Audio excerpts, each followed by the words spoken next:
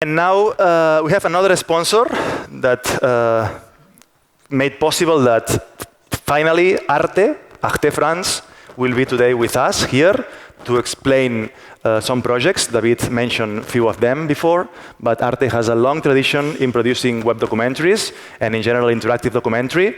So it's a pleasure for us to have ARTE, finally, a commissioning editor from ARTE, Emilie Bessard, but I will introduce her afterwards.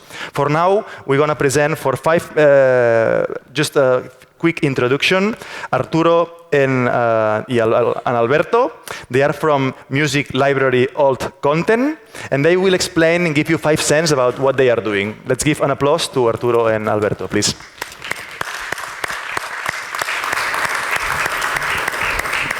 Hello, can you hear me? Okay. Well, first of all, thank you very much, InterDocsBarcelona, for allowing us to be here presenting our new project, well, an ongoing project, which is Music Without Boundaries. Thank you very much for allowing us to actually be presenting in front of this wonderful audience in this wonderful venue. And here we are, Music Without Boundaries. I don't know about you, but I mean, for all of us in our content, actually, we get a sense of disappointment every time we watch music TV programs or for other media produced for this kind of audience. And what we notice as well is that most of these contents and most of these programs, basically they take a very serious or academic approach, or they just like the typical marketing hype, and also what we call factory starts, in which music eventually takes a back step. Music Without Boundaries is actually something completely different, or at least we're trying to do that. Music Without Boundaries doesn't stick to the typical stereotypes.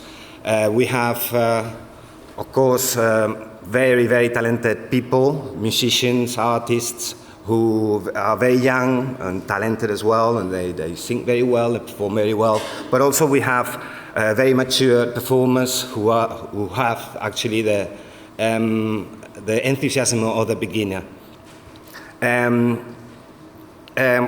They all have a story to tell. That's what we're trying to represent. They have stories trying to overcoming obstacles in life. Also, we got happy stories, poignant stories, and all of these stories form what we call a map of music, the geography of music that we like to represent, that it's happening nowadays within all these people that actually are trying to make the music sound. But this is not the typical $1 million tours artists. It's just musicians that actually carry the instruments from gig to gig. They're just like very down-to-earth musicians who live for music but don't live off music. Originally, it's a 40 minutes format, but it could be made into a more dynamic and direct one, which is actually just like splitting it in 4 minutes, not the 4 minutes format. So you take your pick. There's the teaser. Hope you like it.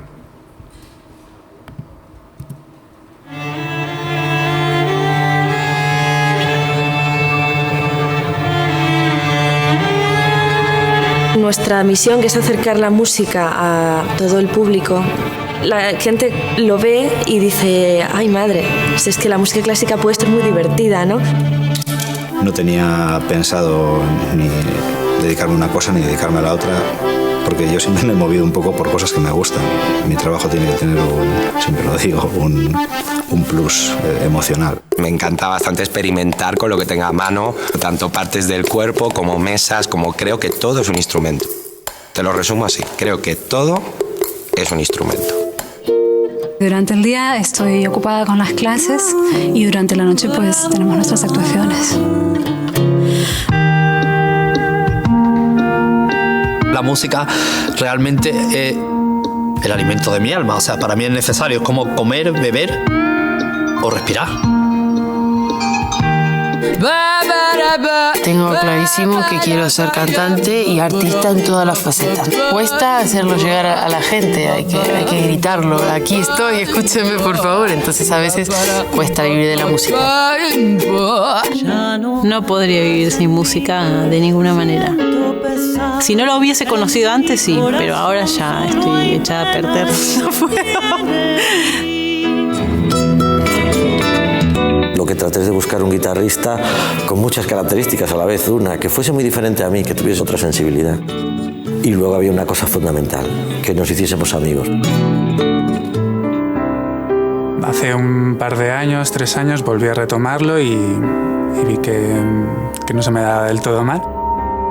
Y tiré para adelante y aposté más fuerte para conseguir lo que siempre me ha gustado, que es hacer música para audiovisuales.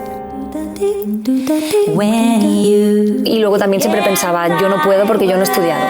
Al final dije, eso es una tontería. Iba a decir, eso es una gilipollez.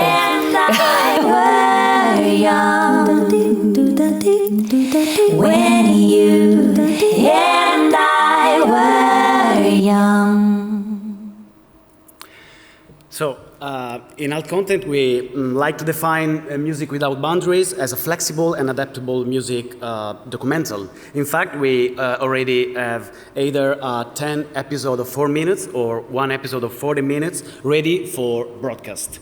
But the format itself has much broader potential. The episodes are brief and therefore a good option as short links between longer programs or as a connector for channels with a rich, varied and interesting programming.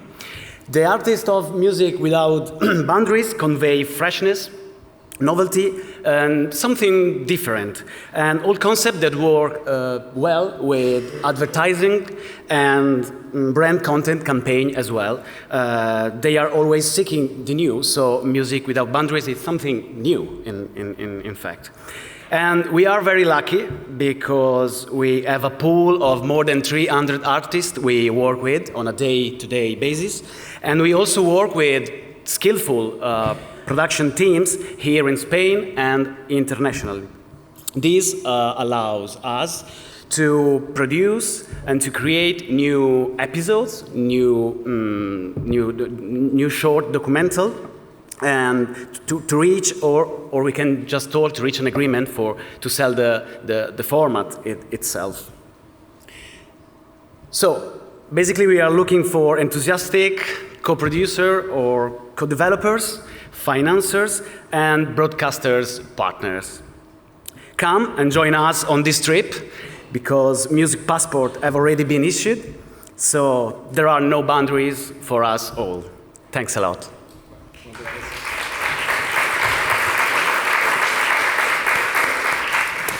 Thanks, Arturo and Alberto. You have the contact there if someone is interested in taking part in this project. So let's jump to the next presentation. We have here with us today Emilie Bessard, and she is interactive commissioning editor at ARTE France. Since 2011, she has taken part in the interactive production of ARTE to create and distribute some of the great interactive projects in Europe. Between 2011 and 2015, she set up the social media activities of ARTE, developing a social strategy through an editorial approach, growing the in-house skills in web and social storytelling. Emilie will give us an insight of what ARTE has been producing over the years, because remember, we are 2 hours distance from France, but why France is investing so many money in interactive projects and interactive transmedia, documentary, etc., and we are not? Maybe she has some clues. Let's give a big round of applause to Emilie.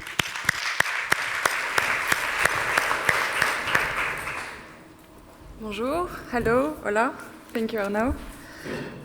So yes, my name is Emilie Bessard. I work as an interactive commissioning editor in ARTE France, which means I don't commission TV at all, only interactive documentaries. You might be familiar already with ARTE.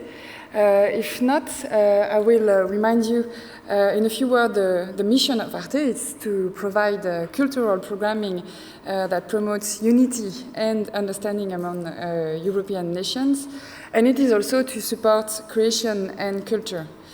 Our programs are essentially in French and German, but it's more generally European.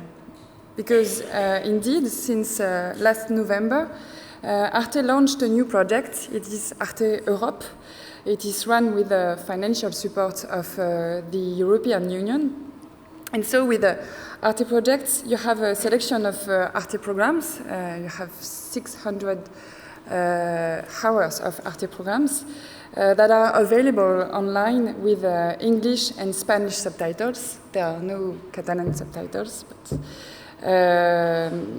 so ARTE in English and ARTE en Español feature our magazine shows with new shows going on each week, and also documentaries and performing arts. So it is available everywhere in Europe. You can already go there, and it's also half of the programs of this platform are available worldwide. As you may know too, ARTE is made of 3 entities: ARTE France in France, ARTE Deutschland in Germany, and ARTE Gailleux, which are the headquarters in Strasbourg. And the digital strategy of ARTE involves units among these 3 entities. For instance, some traditional TV commissioning teams in ARTE France that used to produce TV programs only, now produce also linear video series for the web. Another example, the catch-up service is dealt in Strasbourg at ARTE Gailleux, such as ARTE Europe is also dealt in an ARTE Gailleux team. The department I work for is the department of ARTE France, the web department of ARTE France. It is the only team in ARTE that is dedicated to interactive production. So we make only interactive contents which are often related to TV programs, but not always. So in the web department is not made by cute monsters, but we have many different skills and many different backgrounds in the team. It's a cross-disciplinary service, so we've got, of course, web editors, social media editors or social media managers, interactive commissioning editors such as me that do only programs that go on the web, mobile, VR devices, video games, and so on. And there are also project managers. That's the one with a technical background, but they don't are developers or webmasters, but they are the ones able to talk to coders. They are the ones able to also help us to find technical solutions to our editorial or creative dreams. So all the people in my team, we work closely together. I wanted to focus on this because it's very important to share in the team our visions, our skills, and we have to be able to combine editorial topics and technology, also to deal both with distribution and creation. So all together, we mix those visions and skills and keep focusing on innovation, whether it can be technological or editorial. What we do in the ARTE web department, we develop the digital offering of ARTE with specific editorial contents. We expand TV programs on the web in producing experiences that are adapted to web or a mobile context, but they have the same editorial basis than the TV programs they are related to. That was a long sentence. We also develop social media, of course, in both editorial strategies and distribution strategies, because we actually have to be on the bad GAFA, on YouTube, on Facebook, on Twitter also, and Snapchat or Instagram and so on. So we also involve this distribution strategy into our creation strategy. We anticipate the distribution during the production time. And last but not least, because that's where the interactive production in itself takes part, we innovate and explore new editorial forms on the interactive field. So there is a web radio, which is a different team, ARTE Radio, And there is the interactive production team that makes, like you see some examples, Fort McMoney, so you know. Digit, it's a linear series about the diggers, so it's basically about music. It's available online already. In the middle, you have 3 examples of VR projects we have launched or will launch. I, Philip, which is a fiction VR project about Philip K. Dick. Sense and Not on Blindness, that will be released during the next semester, are 2 other VR projects. Sense is based on a comic book, and so it's fiction too, but Not on Blindness is related to a TV documentary. You might know already Alma, which is actually available in Spanish on our website, which was a web documentary from Epiantou, and Typewriter was our first video game that we released on mobile. It's about typography, fonts. So our role as a broadcaster is to connect the programs to the audience, to help the programs to reach their audience. We had, as a traditional TV broadcaster, we have to switch our approach from a TV approach to an internet approach. Because TV is kind of a mass media on a specific territory, even if Arte is not a mass media in itself. But we could say that online documentaries are niche media, but worldwide niche media. On TV, the transmitter is an omniscient voice who will give the information to the receiver in a pyramidal way, but it doesn't work that way on the web. So we have regular questions about the projects we are conceiving and distributing concerning the audience that I would sum up in 5 questions. The first one would be, what is the context? Because we must take into account the cultural context, of course, what is shared on the web, on the social media, what kind of topics are mostly discussed, how people behave on Twitter about this or this. But also, we have to take into account the context of use, which devices our audience or the people we target use, what kind of format, what kind of file they share. Is it photo, videos, short videos? How long is it? How long do they watch, and so on. So we try to adapt our content to people's practices, because of course we want people to read and watch and see what we do. But I wouldn't pretend that we know when and how these practices will evolve. I don't pretend that we are as ahead of our time that Marty McFly was with rock and roll. We don't only depend on the user's behavior, but we also depend on the platform's changes, because as you know, Facebook or YouTube, they change their rules very often, so we cannot predict how it will be, but we try to adapt our projects to that. Another question would be, who is this project for? Because at Arte, we have different audiences on the TV and on the web, and they rarely cross themselves. Basically, I think that our traditional, typical TV watcher, I mean, someone who watches TV, not TV on the web, but TV on a TV, I think that's a German man of 60-ish years old. But on the web, actually, our audience, and on the social media accounts of Arte, the audience is much younger. Anyway, we tend to divide our web audiences not by age or by location, but rather by the subjects they care about and the way they can use their devices or the way they behave on the internet. So we think about communities and not about age groups. Another important thing also is that our audience don't sort our projects by technologies. They don't care if we call that transmedia, cross-media, innovative.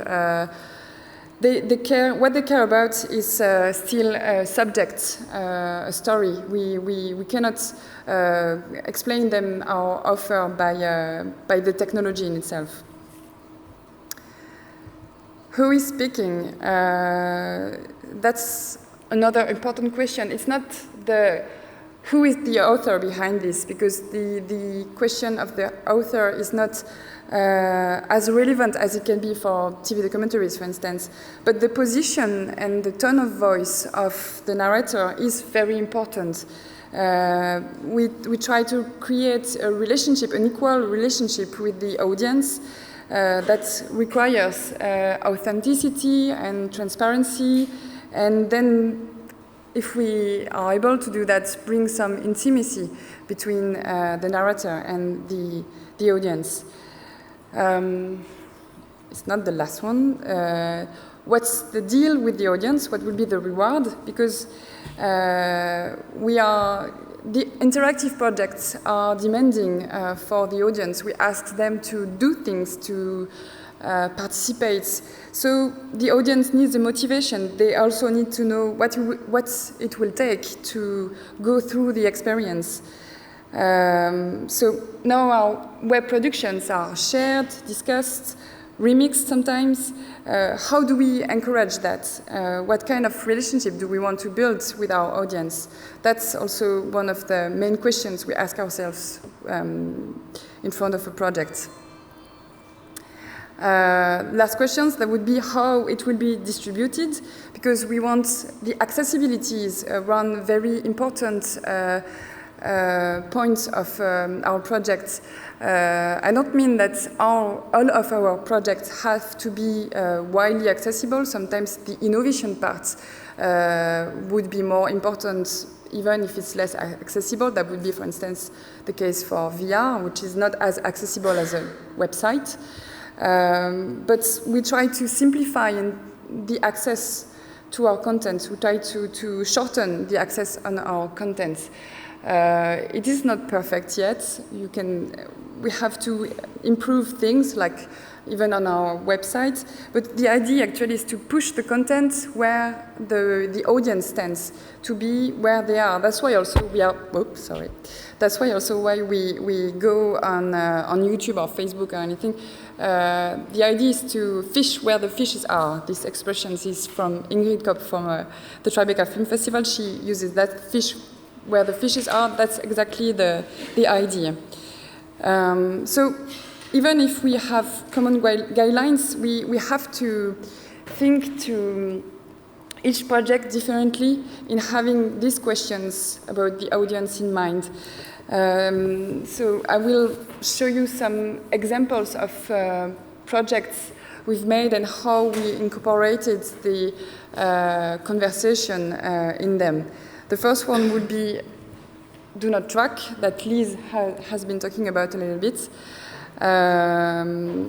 It's a personalized documentary series about tracking and online privacy and the web economy. The first episode, the first of the 7 episodes, was launched in April 2015. So it was written by Brett Geller, who was basically the showrunner of the documentary, because there were many journalists around him, and co-produced by Upian, ARTE France, NFB and BR. Let's watch the trailer. Have you noticed the internet getting creepier? It used to feel like a fun, magical place, but these days, something feels off. It seems like a few companies are getting rich, and the rest of us get tracked. And the more things are targeted to us, the less equal we become. So a group of us got together to try to reveal what is happening. From our mobile phones to Facebook, from personalized advertising to big data. Every 2 weeks, we'll release a new interactive movie with a different perspective. We want you to understand the value of your privacy. So we're going to ask to let us track you. During each episode of Do Not Track, you'll be able to use your own data to understand how information about you is used by others. We'll give you more knowledge, so you'll have more power. Let's track the trackers together. So the the ambition of this documentary, the big, hairy, audacious goal of this documentary was to give our audience an actual experience that will bring them and help them to understand and value their online privacy. So as introduced Liz, the episodes were personalized. I won't take the time to show you the first episode, but I will explain what happened in it. The first episode is about online trackers. So the personalization is not only about entering data, but also using the data that are available without being conscious of that. For instance, the first episode uses the IP identity of the visitor, and it is the documentary is plugged to weather API that checks what is the weather when the visitor is on the website. So if it's sunny, like today, you would have sunny images into your video because this API would be connected to GIFI. I don't know how you pronounce that in English, GIFI in French. So the GIF platform. And it's all edited together in like a movie that will be created on the spot. You will have to try it. That would be a more clear vision of it. Then the narrator of the video, that's what happens there, would ask you, what is the website you visit when you every day to have some news, and then what is the website you visit every day to see fun things like lolcats or whatever is your guilty pleasure on the web. And then the documentary will show you, based on your experience, on your actual rituals, what are the trackers that track you every day by going to these places. And you can visualize it into the video, which is not an actual video, but it looks like a video. So I suggest you try it after the conference. So it uses the very same analytics-based optimization techniques that it critiques, and so as to customize the content and so to engage the user a bit more. So we ask to the audience to do a bit of work that will be entering data, and then we reward them in helping them understand what's happening. As you can see, the production team imaginated different ways of personalizing, so different kind of scenarios about how the user will enter its data, whether it can be in an email directly, or he wouldn't be registered in an email, but he will give data into the episode, or so you have the different cases here. And the idea is the audience must experience it so we can talk to them about it. What we offered to the audience, it's a storytelling based on their personal data. We let the format follow the content, but it's also the localization of the program, because in the first episode, if you watch it in France, you wouldn't have the same narrator that you have in French Quebec, and there is also a different narrator in Germany. Not the 7 episodes were localized like that, but the idea also was to I was talking about the tone of voice and the proximity, the intimacy that we can create with the audience. That's also a reason why we've chosen to have different narrators in the first episode. So you feel already connected to the people to the person who is talking to you. So as a French woman, I could have Vincent Glade, who is a French journalist, talking directly to me on this website, but as a Canadian, I would have Brett Gaylor himself. The rules of each episode that they shared into the team That was, do they get it? Have you, in this episode, given the audience an aha moment when you realize something? That was one of the rule of the writing of the episodes. Another one would be, do they enjoy it? Is there any fun in it? Is there any aesthetics pleasure in it? So it's not a documentary on the web, but it's really a documentary for the web. And it has won many prizes, but above all, it has been visited a lot, so more than 1 million. And people actually watch the content. The average duration is 1 minute. No, I have. No, she's still time. No, I'm confused. I'm rushing, you know. Yes, so the average session duration is 6 minutes, and the bounce rate is quite low. It's now it's around 20%, but I think it was even lower during the time we dispatches the episode, so last year. Okay, another example. It's a participative documentary. It's a TV and web production. It's in French. It's Nos Chers Paradis, or Little Paradises.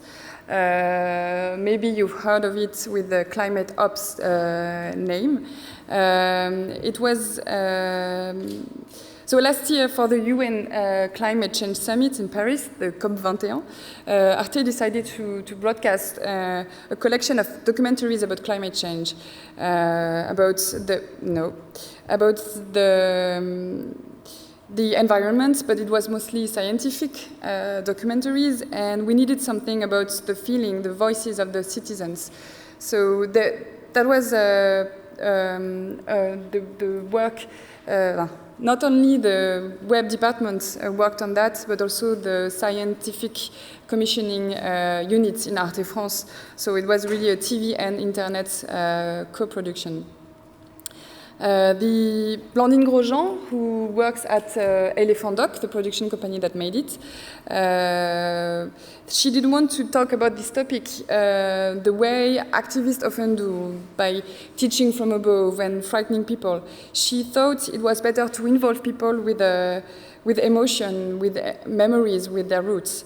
So the idea was very simple, and we made a call in 4 languages, in French, German, English, and Spanish, and here is the call. This is the Earth, and this is you, or me, or him, or them. And here's a small heart. We all have our own little paradise, unique, precious, but also vulnerable and threatened. Climate change. Sound familiar?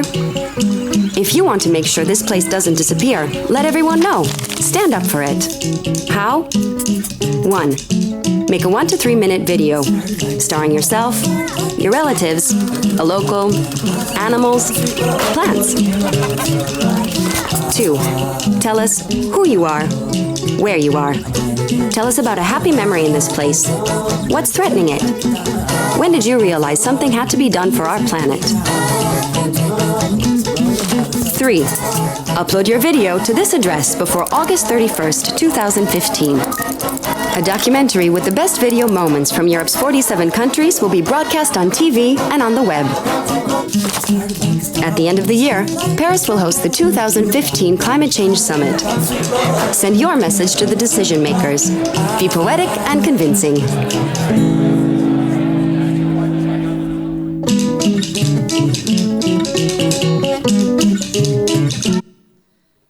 So why would the audience losing time doing a video for free? For this collaborative project, the topic was something huge and urgent, something people will fight for and would stand up for. Because to create and send a video is not an easy task. It's very demanding. You have to break your privacy to find something relevant, to be confident enough. You have to spend time filming, editing, recording your voice, etc. So it is time-consuming and mind-consuming, and people won't do all these efforts just to be nice with you, nor will they do them for having 5 or 15 minutes of fame. They did it because it was both a global and a very personal issue. And also, they did it also because the production team did a tremendous work for finding ambassadors among European associations, and they took much time to exchange with the participants because they often ask them to redo something, to re-record their voice, to maybe add a little bit of images to it. There was a lot of one-to-one interaction, and that's a big part of why the participations were partly good, and why they had a lot of participations. Because they had around 1,000 videos, but only 800 were good enough technically. They received them from all around the European countries, mostly France or Switzerland, Germany, Spain, Italy, but also a lot from the East Europe country. I will show you an extract of the results.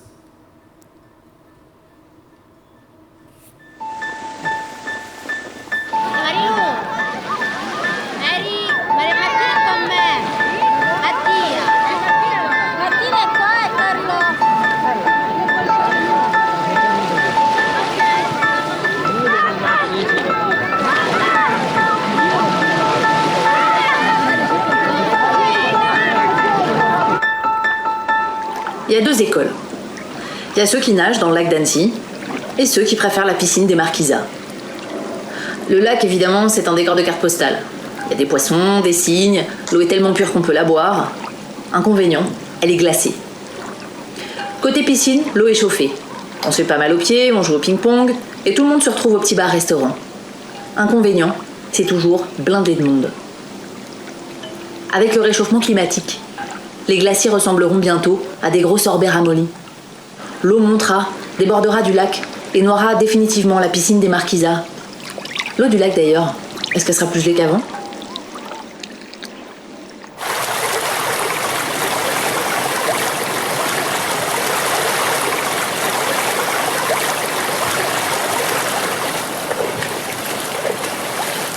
Привет, меня зовут Олег, и я из России. Я родился и вырос в замечательном регионе этой прекрасной страны, на Урале. Урал покрыт таежными лесами, а к тайге я неравнодушен с ранних лет. Эти худые ели и многолетние кедры, сосны и ароматные пихты. Эстетика северных лесов всегда будоражила во мне нечто дикое, оперируя к моему подсознанию.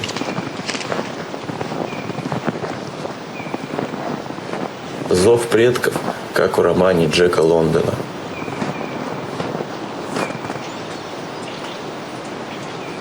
Проводя месяцы в городской суете, стрессах и конфликтах, стоит тебе буквально 2-3 недельки пожить в тайге, как она вычистит из тебя все эти невзгоды и всю ту грязь суетливого городского общества. I will cut here because I have only 5 minutes left, I guess. So we talk now about Californium, which is our last video game, so the second one, actual video game that we launched after Typewriter. It is a tribute to the life and works of the American sci-fi writer Philip K. Dick, and it went along with a TV documentary called The Worlds of Philip K. Dick that may discover the universe of this author. Both of the TV documentary and the video game were produced by the same production company, Nova Production, and Darjeeling took part into the video game production too. Californium follows the life of a writer named Elvin Green, And in the game, you just have to walk around, to talk to people and to look around, and then search for things that are not normal. At some point, maybe you will see glasses on the table that only to have it change into a book. And then when you find abnormal things like that, you will expose another reality. So the trailer would be...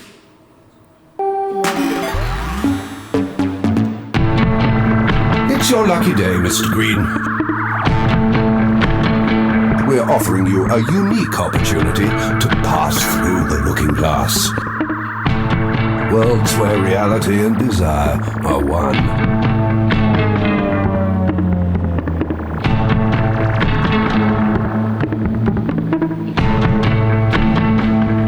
I feel I must warn you, Elvin. Entering into the labyrinth of times gone by is a risky undertaking. You never know what the past may have in store for you.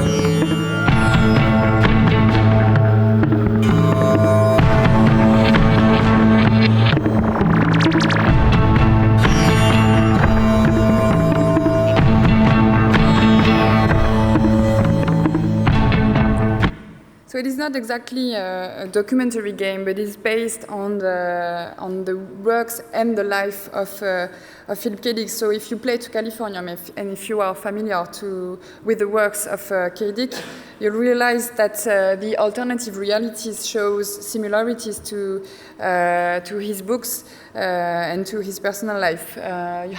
This one is the first world of the game. It's sunny, drug-fueled California of the 60s.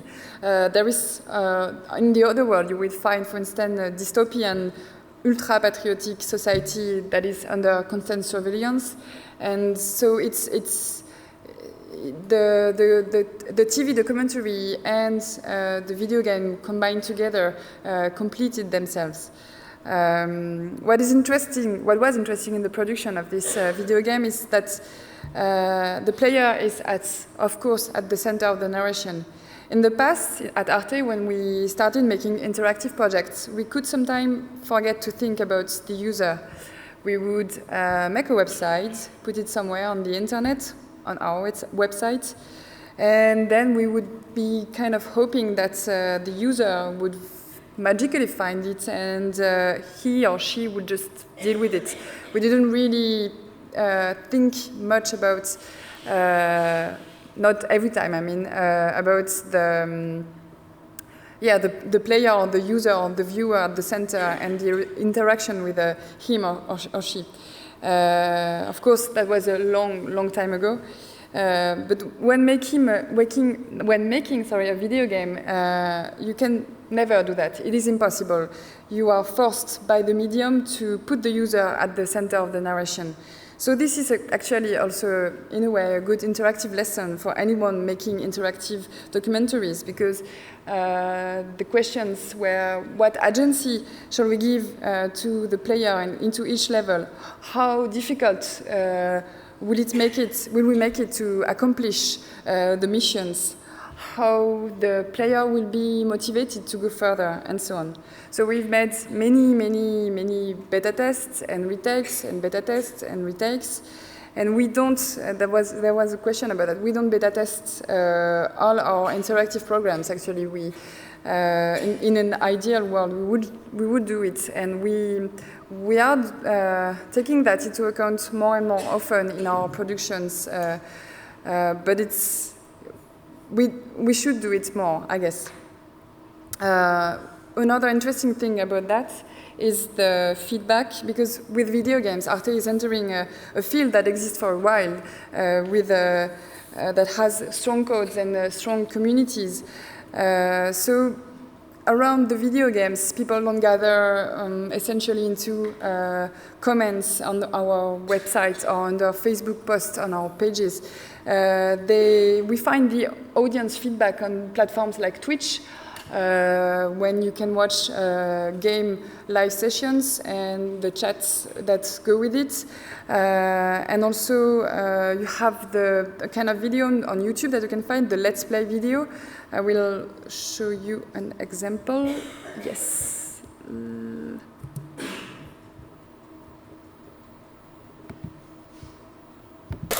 TV's on. Did that just turn itself on? Okie dokie then.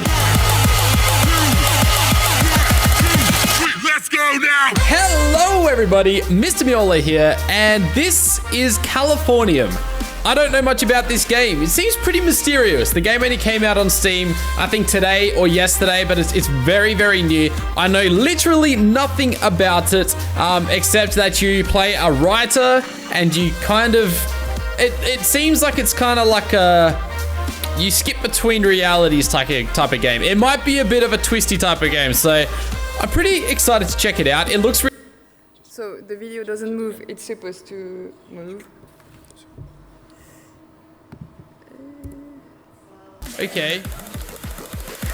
The TV's on. Did that just turn itself on?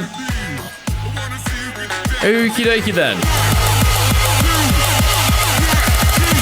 Let's go now! Hello everybody, Mr. Miola here, and this is Californium.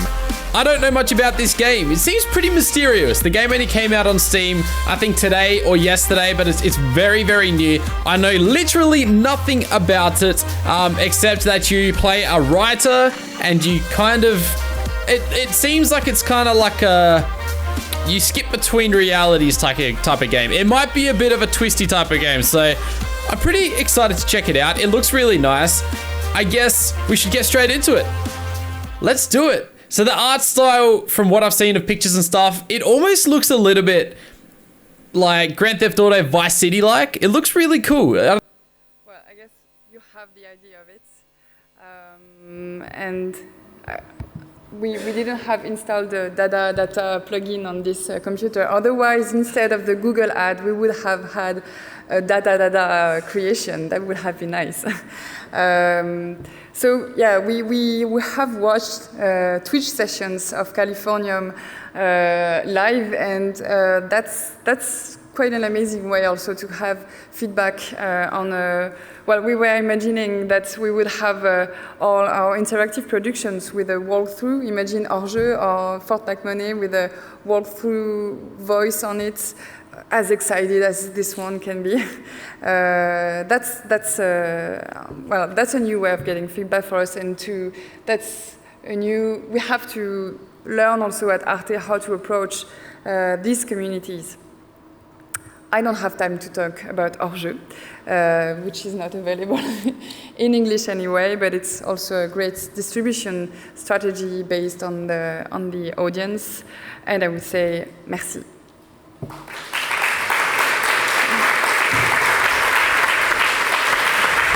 Thanks, Emilie. We have time for 2 questions before the last presentation of the morning. Anyone interested in making one question to Emilie at ARTE by extension? No? Yes, Alex Badia from Barret Films. The first company in Spain to produce interactive documentaries, by the way. Thanks. Well, thanks, Emilie, for being here.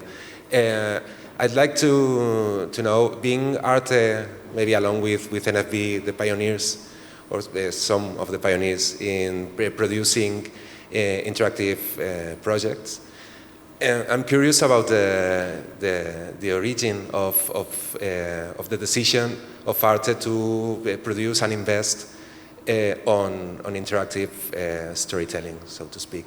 I mean, how if you know, how was that?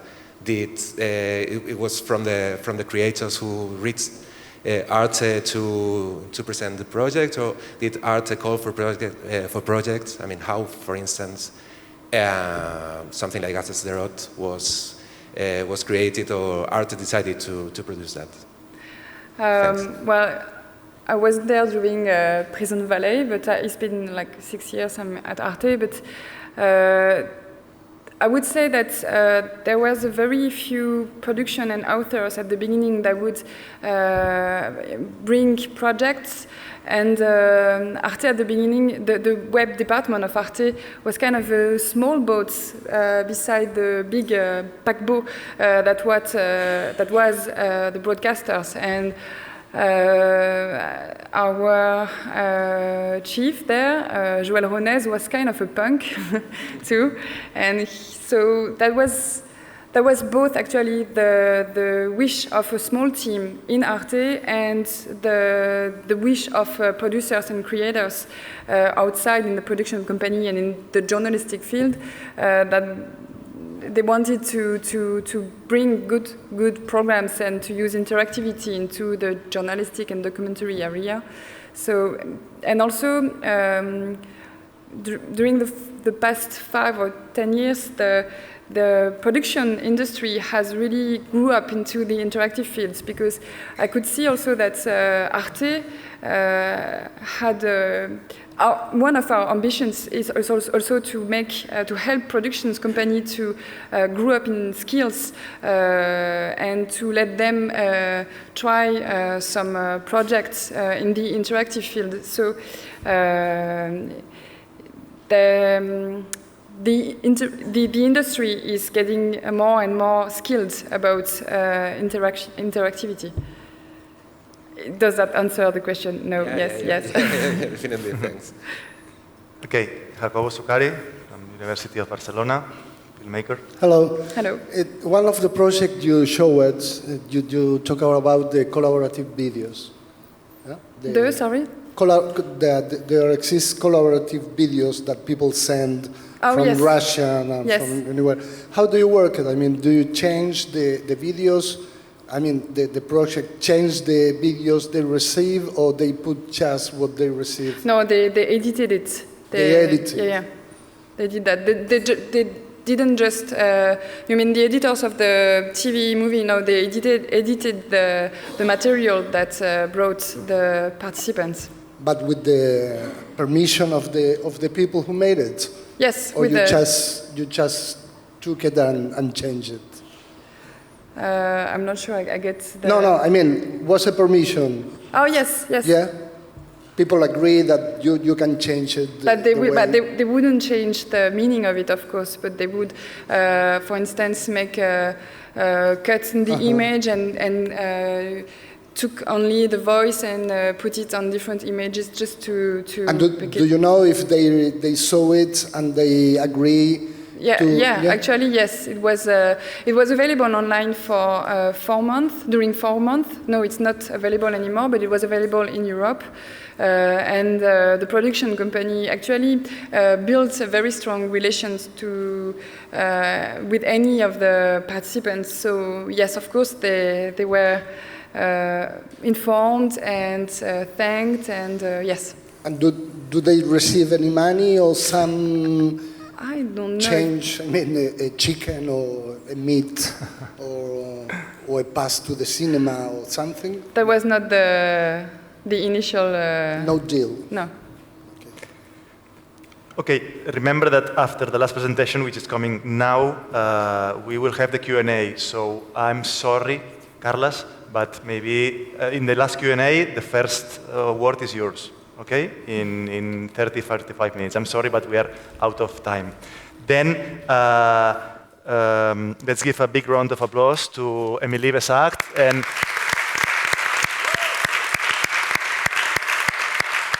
if you have more questions, please, we have 30 minutes extra before lunch that you can ask to all of them, okay? The 6 of them, international keynote speakers, will be here, sitting on their chairs, and you will be able to ask whatever during 25-30 minutes. So if you have questions, please just gather for the last part.